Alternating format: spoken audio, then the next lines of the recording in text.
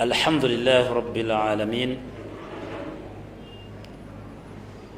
الذي أنزل الفرقان على عبده ليكون للعالمين نذيرا وجعله هدى وبشر للمؤمنين ومعجزة خالدة إلى يوم الدين ومحفوظة من التحريف والتبديل وأصلي وأسلم على أشرف المرسلين صلوات ربي وسلامه وبركاته عليه. أوصيكم وإياي بتقوى الله كما ذكره عز وجل واتقوا الله ويعلمكم الله. asinzibwa ebbanga lyonna mulezi waffe Allah subhanahu wa ta'ala, oyo nanyini kutugabirira azze akyusakyusa embeera z'abantu nnyingi nga bw'aba yagadde. Abamu abatta, abamu abaavuwazza, abamu abagjeeko obusiraamu bwabwe, abamu abakozi bingi byolowooza. Oyo ye mutuufu w'okubeerako ebbanga lyonna, kubanga tolina woogenda kuddukira okuleka oyo Allah subhanahu wa ta'ala. Mulamwa gwaffe nga bulijjo tukyali ku mutwe ogugamba nti omulembe guno abantu bavudde nnyo ku Allah waabwe, naye gwe tuvaako oba gwe tujolonga, oyo gw'ojooga, embeera yonna ekwata ku muntu yagikutte bw'ati. Allah subhanahu wa ta'ala, tugenda kulaba aya ziri 3 ziri mu sura eyitibwa Hashiri, zetugenda okujjamu olwala ekyokuyiga. Allah akakawa embeera mu kiseera wobali togisuubirira. Allah kubako amawulire nga newe gavudde tolabawo, naye nga ate gazze ne bagamba geego matuufu. Olumu kyekigambo kibayita huwa alqahar, alqahil, akaka, aleeta ensonga nga mwenna mu matumo bali temugisuubira. Abantu bangi twali mu covid bali tebakisuubira, wabula ensonga efuutuka China, twagenda ojuwulira nga eyingidde mu Amerika, twagenda okuwulira nga egenze wa paapa, okumaliza nga ne mu Uganda kizze, era ne bagali abantu mu mayumba. Yali mbeera yakasattiro nnyo nga temumanyi kikiddako. Allah n'afulumyayo abantu mu mayumba n'abakomyawo ku mirimu gyabwe. Olwaleero ku mirimu gye bali, naye amawulire agaliwo galaga nti ate oba yaddeko n'okubeera mu mayumba nga gye twali, so nga abantu bakola. Naye kiraga nti ebintu by'abantu ebiri mu kuwambibwa, financial crisis eriwo essaawa eno mbi nnyo okusinga n'eri ate eyabaddewo nga abantu bekwese mu mayumba. Kikulaga, kikuzzaayo nti nannyini kwata mbeera ye waali ayinza okuleeta ekinene ekitamanya ate na kino kyetulimu. Tumuwe obudde tumubeereko nnyo. Mu sura eyitibwa Hashiri, Allah yali anyumya baganda baffe emabega. Bayina tempo oba ekifo kye baazimba naye ngaekifo kyakubonyaabonyezaamu bantu abaali bakkiriza mu Musa, ng'abasajja abo bakulembeze, ng'ogusenge gwabwe gwe baali bazimbye nga bagamba nti gusobola okuvaawo ng'enkomerero yokka yeegugjeewo, nga tosobola kugujjawo na kintu, naaleeta ki? Ne yinginiya eyagubakolera n'alangirira nti mmwe mbajjeeko engalo, sibazzaako mukono okuleka enkomerero. N'abaaguyingira ne bakkiriza nti omusajja azimbye ogusenge wano teri asobola kutujjawo, tukolere munda bye twagala byonna, Katonda oba yeetenda akimenye. Si kyekyokka, abalabi abaali bayita ku kintu ekyo,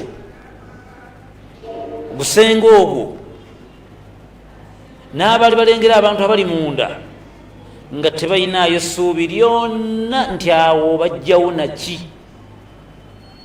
Ne batuuka ku extent abaali munda abakulembeza ebiseera ebyo nga batta abaana abato, nga babateeka ku miti, nga bw'oba oyise ku lubiri olwo olengera emirambo misikiini egy'abaana abalengejja, nga tebalinaamu na kulowooza nti Katonda alina ekyasobola okubakola.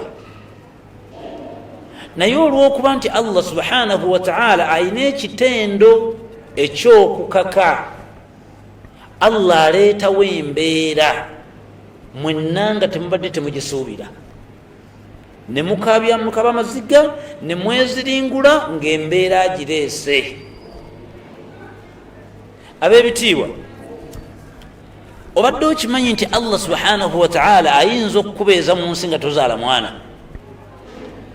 nga muyina ate sente nnyingi? Mubadde muyingira emyaka gyammwe 6, omugezi n'abawa amagezi nti basobola okukujja amazzi ku mugongo ne bagakuba omukazi. Amagezi bagamuwadde n'agenda e South Africa oba gyagenze yonna, kituufu ne gakola, era ne bebi ne bamufuna, ne batandika essanyu ly'ekikadde eritagambika, n'okunyumirwa kye bayita bulamu n'okulya ssente. Ng'ewaka omwana gwe mulina kiringanga kyatika, temuyinaawo kirala okuleka bebi oyo. Omwana oyo n'asoma n'akula, omwana abadde atuuka mu levo y'okuwasa, omwezi mwagenda okuwasiza ne mujja mu buliri nga Allah amuse, nga temukyalinayo kakisa konna kalala, mwenna muyingidde emyaka egiri 9, nga mutunuulidde omusika wammwe agenda okusigala mu maali yammwe. Ohuwa alqahiru, ateekawo embeera ng'obadde togisuubira nogira okwetta. Oyo Allah subhanahu wa ta'ala. Kati Allah atumiza agamba nti sabbaha lillahi ma fi samawati wa ma fi lardi wa huwa alazizu lhakim. Yayawukana Suratul Hashir aya esooka, yayawukana nnyo omulezi waffe Allah. Ebimukwatako byonna bw'obigeraageranya ku bitonde byanjawulo, mwawukamu nnyo na buli mbeera. Sabbaha, yatukula ne yeeyawula. Ebiri mu ggulu n'emu nsi yabiinako obuyinza, yabikutte bw'ati. Si kyekyokka, huwa alladhi wa huwa alaziz, yoyo alina ebitiibwa ebijjudde, alhakim, ate ye mulamuzi ateekubiira. Ebulidde ebiri ebisooka, ohuwa alaziz, yalina ebitiibwa ebijjudde bil kamil. Ab'ebitiibwa mwe bali mu nsi nga pulezidenti w'eggwanga, kabaka, baministers n'abalala.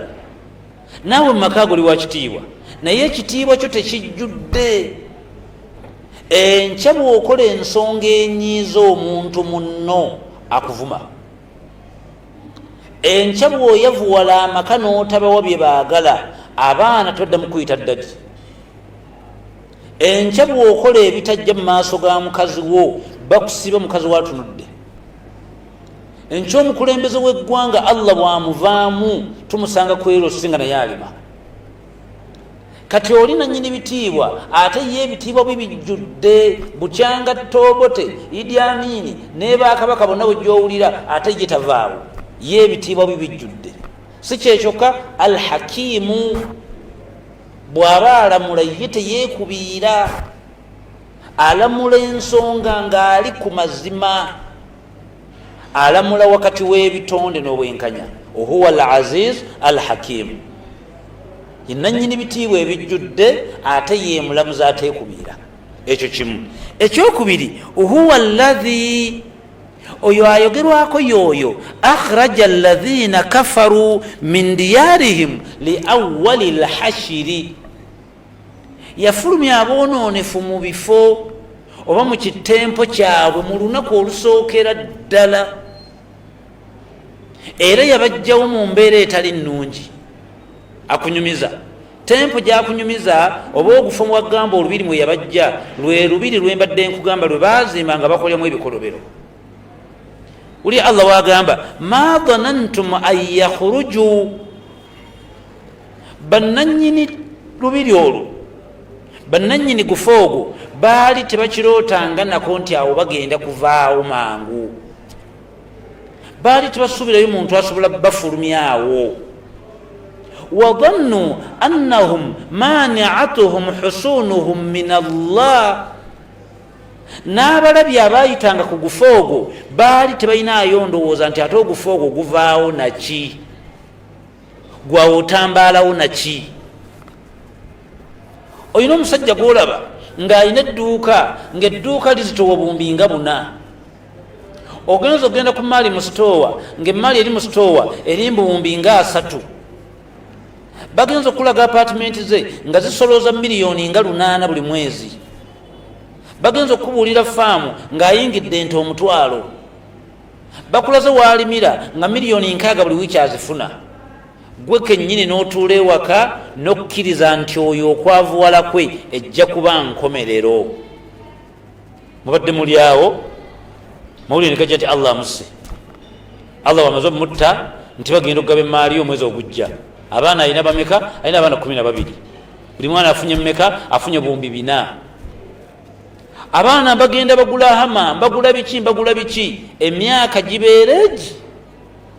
Noonoonya amaka g'omugagga gwe bayitanga Katongolo waayitoda, noonoonyanga omusajja gwe bayitanga Sebaana, noonoonya omusajja gwe bayitanga Mulwana, noonoonya omusajja gwe bayitanga Kasiiwuukira, nga ne bakulaga omwana we ku mukolo ojula kudduka. Allah akugambye ma dhanantum an yakhruju wa dhannu annahum mani'atuhum husunuhum min Allah. Waliwo ebifo abantu bye balina nga tebalinayo na ssuubi nti awo agenda kuvaawo ayingira ettaka oba atambuze ku ngege mu Kampala, nga ye yennyini kyalowooza, nga n'abalabi mukakasa bulungi nti oyo ku mbeera gy'aliko ate ki pasi gavumenti ekyuke nga bimwogera. Kati Allah wulira kye yakola ekyokubiri ku bantu bali nga abafulumya, yagamba nti waqadhafa yukhribuna buyutahum biaidihim wa aidi lmuminin. Bwe baali bafuluma ebiyumba byabwe nga Allah abafulumyamu abajjawo, bo bennyini bagamba tetugenda kubalekera bintu byaffe, babyonoona. Ne bana abaali babagoba abakkiriza nabo babayambako okwonoona. Biaidihim wa aidi lmuminin, bennyini nga beyonoonera ebintu byabwe. N'agamba nti okugenda okunsiba emyaka 6 sente zange nzireke mu nnyumba ndikazokyeza. Nze omukazi ono mukwata ng'ayenda okuntwalako emaali yange yonna, emaali kanjune twavuwale, kanzigabire twavuwale. Ne boonoona ebintu byabwe bo bennyini n'emikono gyabwe, ne bana abaali babatwalaganya nabo ne babayambako okwonoona ebintu. Allah yakola ki?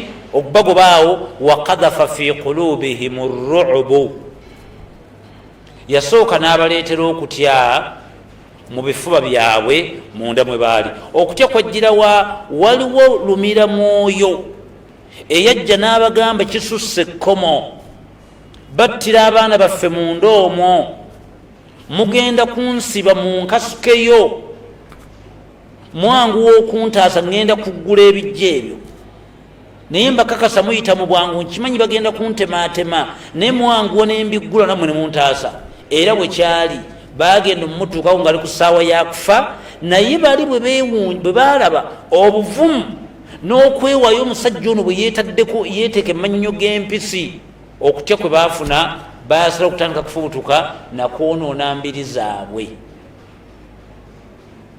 Ampuliriza ndaba naawe atandaba naye ngaojja biwulira ssaawa yonna. Obadde okimanyi nti awantu wooli oyinza okuvaawo nga banka yekuwandiikidde nti twagala amaka ago wiiki ejja twagala esente zaffe $9,000,000 nga ne bonaawoggana ne weekwege South Africa Allah akwabizza okuddamu okukwata $150,000.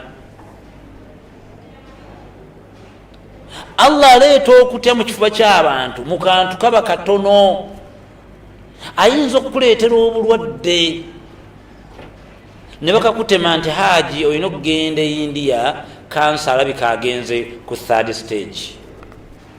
N'olaba nga byonna byobadde omenyeka ng'okuŋŋanya emaali nga tebikyalina makulu.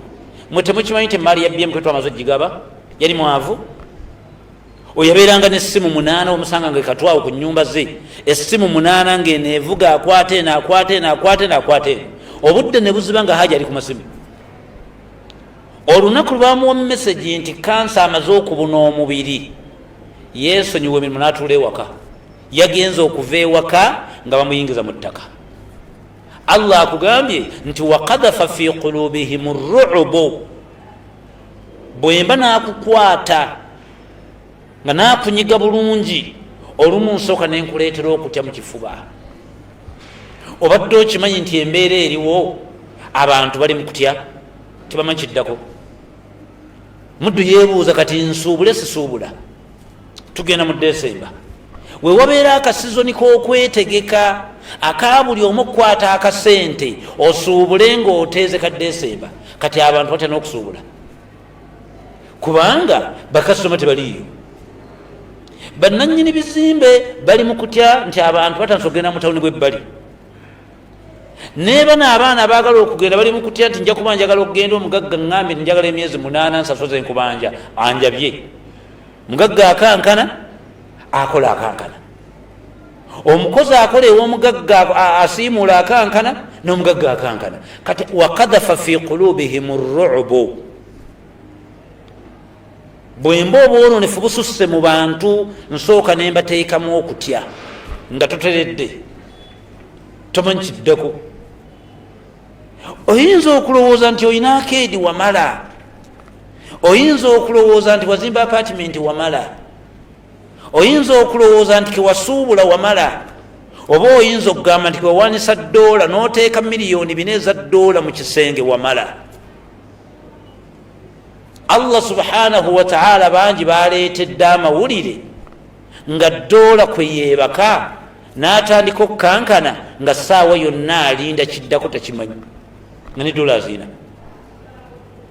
Ate abamu mwebalinga naye 10 takiyina, naye ng'ate ye okutyakwe n'okukankana ate ye anoonya kakulya. Mubadde mukimanyi nti emmere olwaleero mulimu stage ezimu mu Kampala ng'emyera batunda 2,100 nga buli muntu gwa $5. Ekyo kyowulira ng'ekitasoboka ekitaliiyo.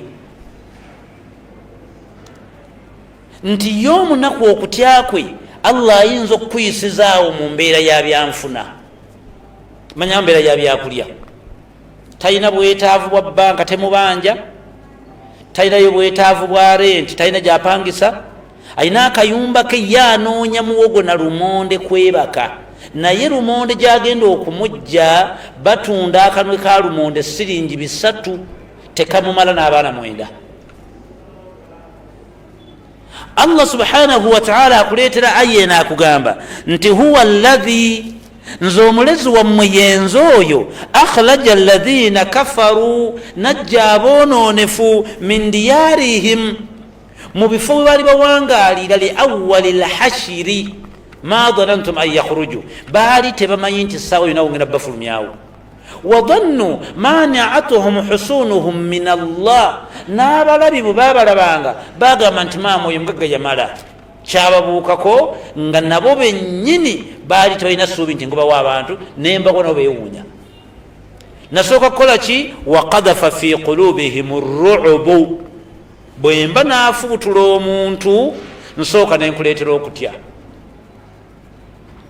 Tubalina bangi nga bagagga olwe baavaawo nga gyali South Africa nga n'amaka ga mulembe gali mu tayirozi byonna mu ebiri naye nga ali South Africa.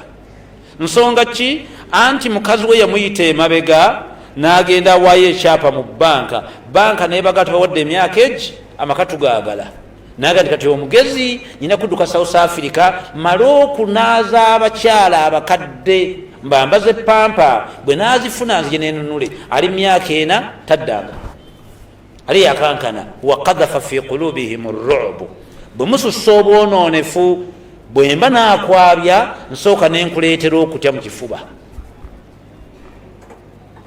Ab'ebitiibwa abantu bala bakutambula bambala amasaati gakwesa ebintu bizibu bingi. Abantu bakoze, abantu batambula bawuuna, abantu bali mu Kampala balina ebibaasa olowooza nti mpapula za kusabira abaana baabwe mirimu. Ebibaasa mulimu mpapula za banka, abamu balina mpapula za kooti, buli gola balina ogubaasa mugambe endagaako, balina bizibu. Ab'ebitiibwa abantu bangi bakutte ku matama bwe bati, n'olabira ddala musajja mukulu ng'akutte ku ttama n'olowooza ebintu ebiri mu 30 n'oyagala obitegeera. Abaana bano abagenda okuwummula 40 ngenda baliisa ki? Ndi headmaster wa ssomero lyange, mbadde nninza abazadde bampa akasente ku viddi, gavumenti viddi egiyimirizza, banka najjayo sente z'ebijanjalo n'enku, banka ngenda giwaaki?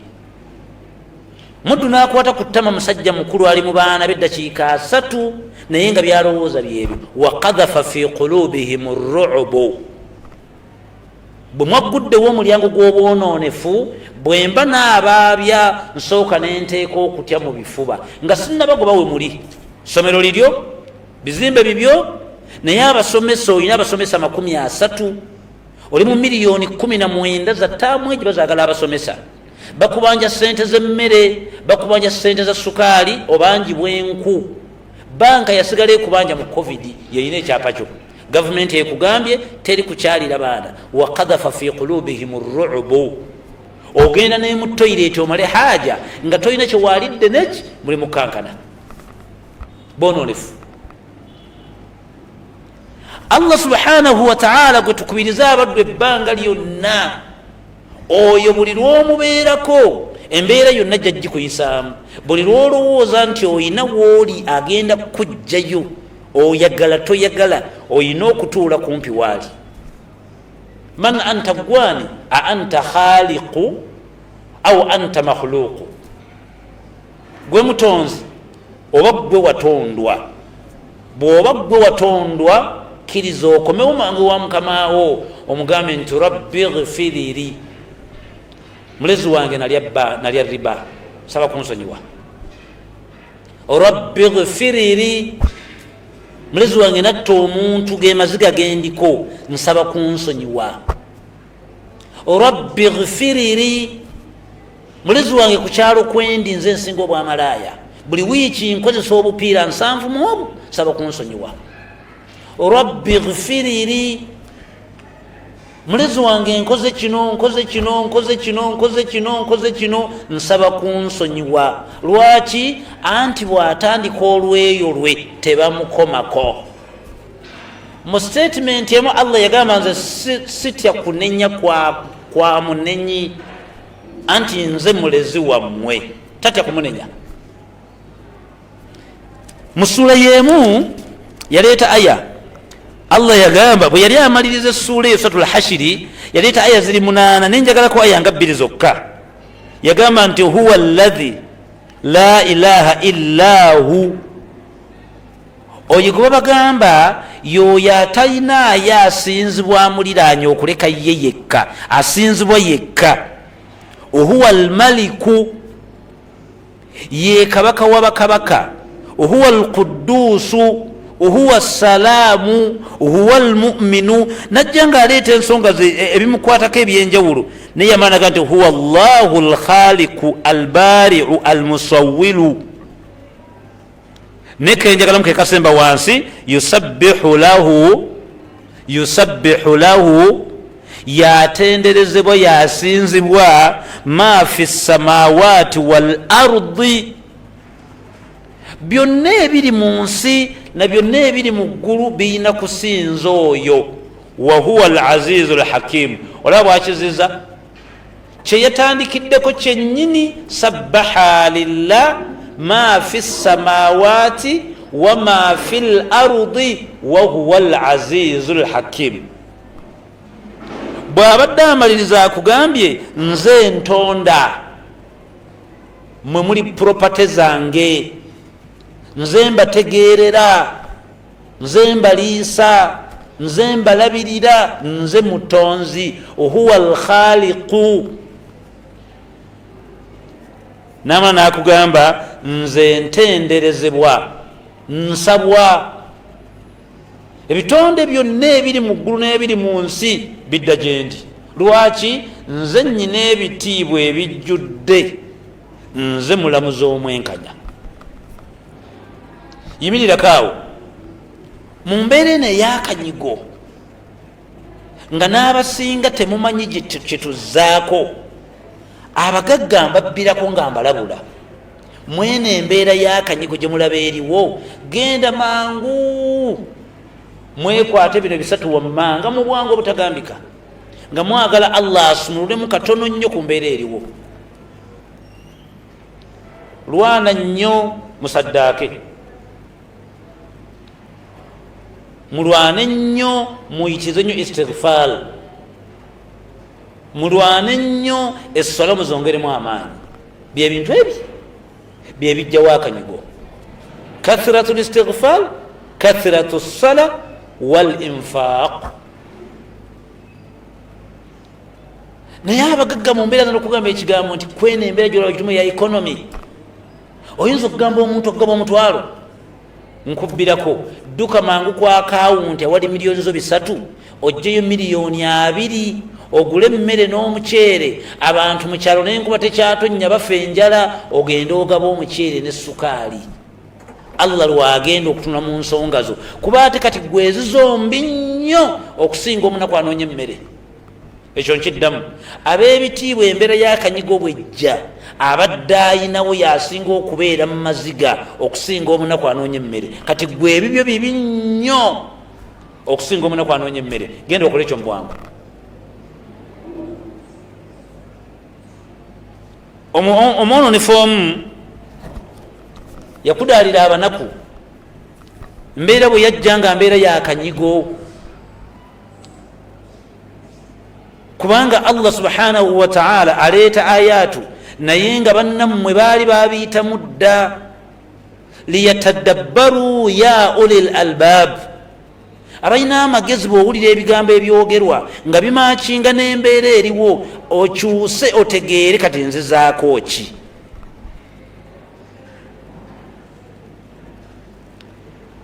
omwononefu omugagga yafulumya ekigambo naga nze sisobola kuliisa muntu nga yamutonda gyali mu ggulu. naga nze mmere yange oba emaali yange n'abaana bange. yaba ebitiibwa abanaku abo lwaki batutawaanya? katonda yaleeta baaki mu nsi tutuliraana? yandibadde akola emiteeko nekimanyibwa nti Uganda yabanaku, Dubai yabagagga, China yabanaku, America yabagagga. agende nga abaawula mawanga nino ddira amaka g'omugagga ekikomere kya bumbi buna nolira nyakata akasiisira. katonda naye akola ensobi, tatuliranya nga banaku, tebasaana kulya naffe. ekigambo kyeyafulumya kyawulikika bubi, kyasawundinga wiyadi. Allah teyakisiima. n'abuuza Allah nti ahum yaksimuuna rahmat rabbik. ab'ebitiibwa, abantu abatambula mu nsi abanaku abasula enjala, mmwe mubatematemera emmere gye balya buli naku, gwe gibawa omugagga gwe. ahum yaksimuun, gwotematema riziki ya Allah mu bantu abanaku. nahnu kassamna bainahum maishatahum fi lhayati dunya, nze Allah wammwe nze ntematema, nze ngabanya, nze mmanyi riziki y'ebitonde ebyo nga bwe bafuna. era empangala yaabwe mu nsi nze Allah wammwe nze ngimanyi. omunaku mwali mu Kampala ayina abaana 9, ng'omukyalo oyo mukadde jjajja w'abaana. Mutabani we yafa siriimu namulekera abaana. Maama w'abaana yafa naye ng'alina abaana abali mu mwenda nga talina mulimu, naye ng'abaana abo balya ng'ate weebali. Naye ng'omugagga nannyini kizimba olina abaana basatu, tosobola kukwata busawo bwa sukaali 10 wadde kasawo ka mukyere butwalira oyo. Wabula olowooza kimuli ku baana bo. Bwe munayeteekamu endowooza y'omugagga oli kyeyayogera ng'ogamba nti abanaku Allah yaleeta baaki, Allah ajja kukubuuza nti ahum yaksimuuna rahmata rabbik. Mwe mwerowooza mulowooza nti abanaku gwe bayimirizaawo. Bwe mba nvuddeyo oba olumu naye nkutuma nti genda, lwaki mukaluubirizwa? Nagamba nti warafa'ana ba'dhum fawqa ba'di darajat, nsitula abamu naye mbasukkulumya ku bannaabwe mu madaala mu byenfuna. Nsukkulumya abantu abamu nga njagala bano abagagga bajje bakudaalire bano. Oli ekigambo kya Allah ekyo yakimanya nti bw'omala ozifuna amagezi gagenda kukulimba ng'olowooza nti ago magezi go toyina maanyi mangi kufuna ssente, kubanga abaana abeetikka konteyina yo ng'ogireese bakusinga amaanyi. Lwaki tobyetikulira? Toyina magezi mangi kusinga baprofeesa, naye ate oyo profeesa alina amagezi amangi talina mumotoka gyovuga.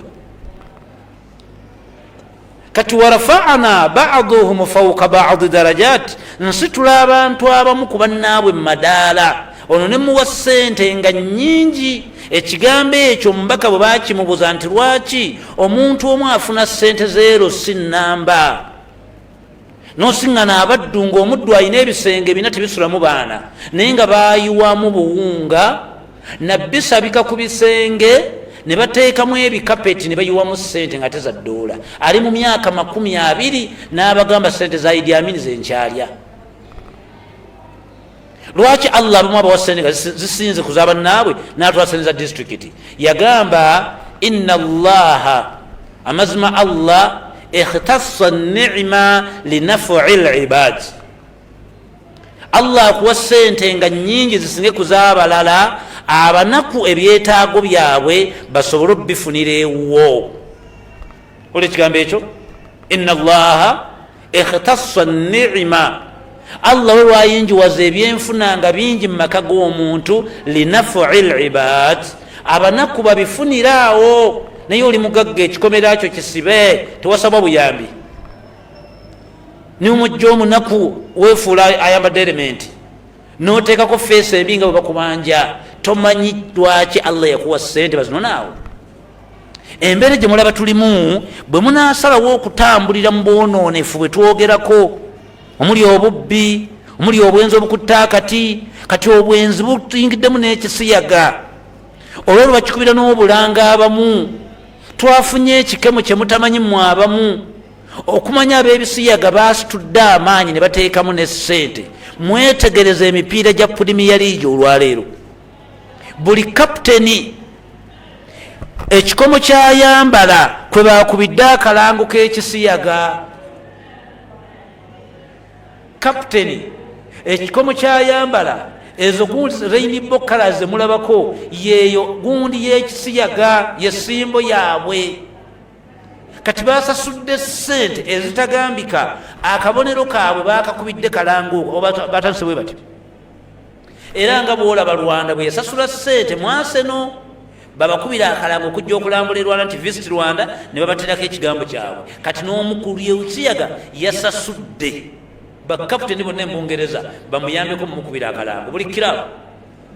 Era buli avayo nga yambala ekikomo kyo bakaputeni, gundi ezo muza bakala ziyitamu eza rainbow, ezo kala za kisiyaga. Era muno mu Kampala woolabira ekiwala kyonna oba ekirenzi nga kyambadde nekelesi 2 oba nga kyambadde kabaamu konna ku mukolo nga kaliko kala ezo ziri 3, oyo aba memba wa kisiyaga. Oyo memba wa kisiyaga. Obwonoonefu obwo mulaba bususse nga maka g'abagagga mwe buli, maka g'abaminisita mwe buli, naalumanya ne saalumanya mbakakasa, wa qadhafa fi qulubihim ar-ru'b. Saawa yonna Allah akuleetera eggulire mu makaago n'okaaba ezziga nga ne bw'okaaba terigenda kuddayo. Ab'ebitiibwa, mubadde mukimanyi nti waliwo omuntu Allah gw'ayinza okukola ekintu mwenna ne mukuba ttooki emabega ne mugamba bamusasudde lwakiri, ng'akaana alina kamu akatwalidde mu mbeera mwena gye mutalowooza. Mukazi w'ebbanga lye bawangadde abadde yakafuna omulimu n'amwabya n'amutwala. Musajja abadde azimbye amaka lwabadde agayingira bati bamutemula. Saawa yonna ku bwononefu bw'olina muganda wange nabo bampuliriza, Allah aleeta eggulire mu makaago nga lulinaagwa mu matuugo bwevi togenda kuddamu kulya mmere n'ogiwoomerwa paka ng'akuyingiza entaana. Ayinza okuleetera eggulire ng'ayagala kujja mu nsi, ayinza okuleetera eggulire nga bagenda kwabya revenue nga togenda kuddamu kukwata mitwalo 10 nga gyabwa nannyini okuleka ng'oyera mu KCCA oba ng'otambuza ngege. Ayinza okuleetera eggulire ng'amaka gakomaawo, ebbanga ly'omaze ng'oyendamu amasaala, enkya haagisula lwagenda okuwa amawulire, byonna mumaze obyetegereza, kwata by'oyagala byonna nkutadde, ng'enkya lw'ofuna eggulire bw'amalaaya bwo. Obbye abantu ebbanga, naye amawulire ganaatuuka amatuufu mu bantu ne bagamba enkya sula tugenda kumutta, ne bakugamba nti oyagala toyagala tugenda kutta, lwojja okumanya nti Uganda efunda. Obwonoonefu obususse mu nsi, abantu ne bava ennyo ku Allah subhanahu wa ta'ala watukwatira amanyiiwo era ayinawo. Si kyekyokka, ate olinayo olukwata kuula amawuuno, lwe lunaku lw'okugenda mu maaso ge. Kamudakaayiko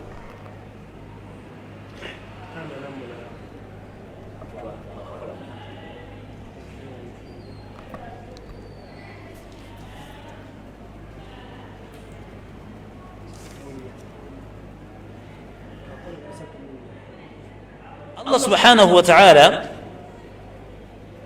bw'amala okussa aya eyo, buli muntu oli waddembe ojjijjamu kyoyagadde. Eri mu sura eyitibwa Hashiri aya esooka aga nti sabbaha yatukula Allah wafiya yawukana, oyo avunaanwa oba atenderezebwa oba ayina obuyinza ku ebyo byonna bye mulaba wano n'ebyo ebiri mu ggulu, yabinako obuyinza. Si kyekyokka, y'oyo ajjudde ekitiibwa ekijjuvu. Si kyekyokka, y'oyo omulamuzi ateekubiira. Statement yennyini gye yatandika nayo waggulu, ate bwe yali agisembyayo yaleeta kikola, yagamba nti yusabbihu lahu, oyo atenderezebwa, yatukula, yatukuzibwa, yayawulwa. Ebitonde byonna ebiri mu ggulu n'ebiri mu nsi byakkiriza omwawula, oba gwe toliimu kola by'oyagala. Naye embwa zakkiriza nti omulezi waffe y'ayina obuyinza obusembayo. Embizzi zakkiriza nti teri yatta okuleka oyo, so nga embizzi zitusinga obungi. Amazzi gakkiriza nti teri yaafukamiza nsi okuleka oyo, bw'oba gwe tokikkiriza kigaane, kubanga gwe toyina maanyi kusinga mazzi. Era amayanja nga Allah yagambye galagira nti abantu abo sibaagala mu Uganda, ennaku 2 nnyingi, wabula essaawa ebeegi nga Victoria emaze otunula wano ffenna nga tugenze mu Uganda. Kati akugambye nti yusabbihu lahu, ebitonde byonna by'owulya ebiri mu ggulu n'ebiri mu nsi byo byakkiriza omutendereza, byakkiriza omwawula, byakkiriza omugulumiza, byo tibyakkiriza bwamalaaya. Mu statement emu Muhammadin sallallahu alayhi wasallam bwe yali ayogera ku bwamalaaya yagamba, bwe munaasalawo okukola obwamalaaya hatta tu'linu bihi, ne mutakomaawo ne mutandika n'okkuba obulango nga mulinganga abalanga nti mujje twende, mutegeka usipate nga mulimu abakyala beeyambudde, ne mugenda ku mazzi nga abakyala beeyambudde, ne mugenda mu nyegenyege, n'oyenda ku South Africa, mu South Africa nagenda ku mukazi wo, ne mukola bye mwagadde. Bwe munaasalawo n'obbulanga mubukira n'obulango, kubanga n'abali b'ebisiyaga bagenda bakuba obulango mu mpolampola omwo bane mujje ekisiyaga kiwoma okusinga okwegatta bane mujje mulimu nesente n'ebirala hatta tulinu bihi ne mutuuka ne ku levo ey'okubanga obwononefu mubulanga mufune abawagizi mu bwamalaaya mu bwononefu obwo illa fasha llahu fikum taun ngenda kuleeta endwadde mu nsi nga tezirina ddagala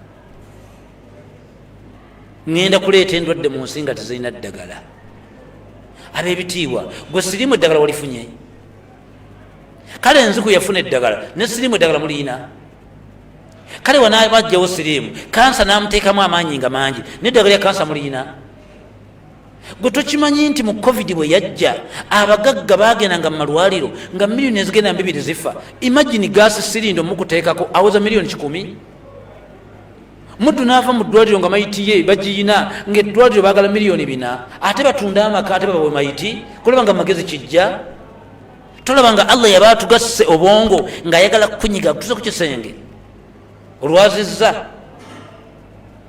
mulwaddewo wa covid famire ettaka lyammwe ligula miliyoni 3 eddwaliro baagala miliyoni 2 ne beebaka ne mayiti yammwe okumala omwezi mulamba nga mukuba bulango buli wantu munonya miliyoni 2 bawo mayiti golabanga mu magezi gyekiri hatta tulinu biha bwe munaakola obwononefu obwamalaaya bwammwe ne mutuuka n'obukubira obulango nti jangu twendemu ensi yonna ekimanyi nti ekyotegeeza ŋŋenda baleetera obulwadde wano mu Kurani yakugambye nti nja kubaleeta wakadhaba fi qulubihim ru'ubu ŋŋenda bateekamu embeera y'okutya basiraamu mmwe ofumbe n'emmere ogaano giwa ku neiba olw'okuba akamere koolina kamala baana bo omugenyi najja munyumyemu n'omala essaawa nnamba ng'oganudde maaso oganya omuwa kyayi kubanga sukaali gw'olina haafu yakola ntya mwabadde ki weeraliikira n'erumonde gw'oguza ow'ebitaano mufumba kubanga abaana bo tebanava ku ssomero oyinza omufumba neiba n'amusaba kwe kutya kwoliko ab'ebitiibwa omuceere gwavudde mu 3 gugenda mu 5 kati weeraliikira okukiresuuyo omuceere ye kutadde ku bunke kwe kutya kwolina tomanyi nti okukankana okwo kwoliko embeera gy'oliko waliwo obwononefu bw'otuulidde bw'oganya okwanjula eri wa allah kullahu astaghfiru ilaik genda omugani nti mulizi wange neetonze gyolinsaba kunsonyiwa fastaghfiru lakum agenda basonyiwa innahu huwa alghafuru rahim mulizi waffe aliwo okusonyiwa ate musaasizi nnyo eno wasiya nga mmaliriza ab'ebitiibwa embeera eri mu ggwanga nsaba tugumiikirize omukyala teweeyisanga muyaaye eri makaago bw'aba omwami aleese omutwalo gumwewaka kkiriza nti embeera yakyankalanye bintu byokwagala ngaokulya nga ennyama enkoko n'omuceere kkiriza emmere ogule muwogo wa 2 kkiriza oyige mukene wadde oli munalwanda wafumbirwa awantu nga tomulya naye embeera eriwo ekaka bantu kulya ku mukene gumiikiriza mujjemu amalala leka kusaba bbaawo sente za baaside pate mwene embeera omwana we wappittwa agenda kukola pate ya 7,000 baamu amagezi leka kubeera mujega ataasoma oleme kuteeka bbaawo ku nninga kukuleetera ngato ya 9,000 ku mbeera gye mulaba eriwo basajja mmwe mukwatibwa abakakyalo amaka gammwe ensonyi mu mbeera gye mulaba mulimu musooke mwensonyiwa emmamba gy'oli eya buli lunaku tolowooza nti emmamba gy'obeeramu ofuna ddagala lya siriimu kkiriza akanaana kaddeewo akasooka ove ku mmamba omwezi mulamba tulabe embeera weegenda bagagga mmwe mukwatibwe allah ensonyi embeera gye tulimu mbi mukwate ssente muyambe abanaku bwe munaaziremera allah ayinza okuleeta kibuyaga ewammwe ng'ate mubi nnyo okusinga ow'abanaku abakulembeze abali mu gavumenti muzuukuke bakuwadde miliyoni 2 omuntu omu ku kaalo n'ozirya omukulembeze omu bakuwadde kuduumira luguudo olidde obumbi bubiri omuntu omu ku mbeera gye tulimu yakumala kwerumirirwa abakulembeze mulumirirwa abantu bammwe KCCM kwatibwe ku nsonyi mwene embeera gye tulaba tumu eya ikonomi owamba amenvu g'omuntu ogatwala wa obbye obutunda, obbye entula, obbye ennyaanya, oli mubbi. Mwene embeera gye tuli mutobba KCCA kwatibwa ensonyi, Allah ajja kukyusiza embeera. Otherwise bwe munaalowooza nti ebintu bigenda kusigala mu nga bwe mulowooza, tosobola kuwangula Allah. Tuli ku mutwe ogugamba omulembe guno abantu bavudde nnyo ku Allah. 06 erimanya ga mutyaba Musa nonkubirako ne tulaba engeri gye tuyambagana biidhini taala. Hayakumullah wa jazakumullahu khaira. ربنا آتنا في الدنيا حسنة وفي الآخرة حسنة وقنا عذاب النار. ربنا أفرغ علينا صبرا وثبت أقدامنا وانصرنا على القوم الكافرين. اللهم آتوا نفس تقواها وزكها أنت خير من زكاها أنت وليها ومولاها. ربنا أفرغ علينا صبرا وتوفنا مسلمين. ربنا إنك من تدخل النار فقد أخزيته وما للظالمين من أنصار.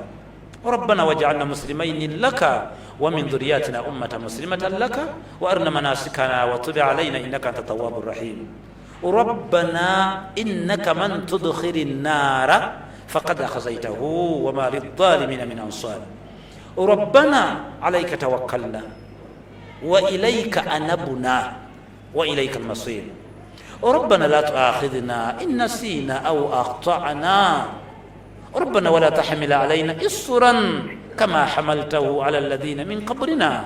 ربنا ولا تحملنا ما لا طاقة لنا به واعف عنا واغفر لنا وارحمنا أنت مولانا فانصرنا على القوم الكافرين.